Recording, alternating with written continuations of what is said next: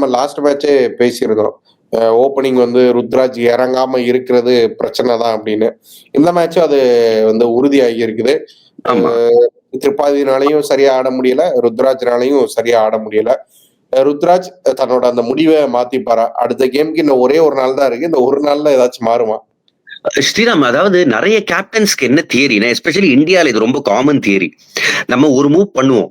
நெறைய பேர் இந்த மூவ் வந்து தப்பு தப்புன்னு இண்டிகேட் பண்ணுவாங்க. அப்ப என்ன பண்ணுவாங்கன்னா, நான் பண்ண மூவ் கரெக்ட்ன்னு ப்ரூவ் பண்ற வர அதே மூவோட போவாங்க. ம். நெறைய பேருக்கு அந்த இது இருக்கும். அடமென்ட்டா இருப்பாங்க.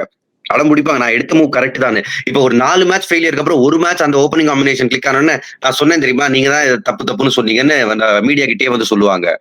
ம். நீங்க தான் கிரிட்டிசைஸ் பண்ணீங்கன்னு. பட் உண்மைய பார்த்தீங்கன்னா, Ruturaj as good as opening. 2வது ஓவர் பேட்டிங் பண்ற 2 மேட்சும் 2வது ஓவர் பேட்டிங் வந்தாச்சு. அதுக்கு மேட்சே வந்துடலாமே பேட்டிங்க்கு. அண்ட் ம். உங்களுக்கு வந்து ராகுல் திரிபாட்டி ஆர் தீபக் ஹூடா ஸ்பின்ன நல்லா ஆடுற பிளேயர்ஸ், பெட்டர் ஆடுற பிளேயர்ஸ். சோ ருத்ராஜ் கெய்க்வாட் எல்லாரையும் நல்லா ஆடுற பிளேயர்ஸ். சோ அவர் மேல வந்து ராகுல் திரிபாட்டி கீழ போகலாம் ஆக்சுவலா.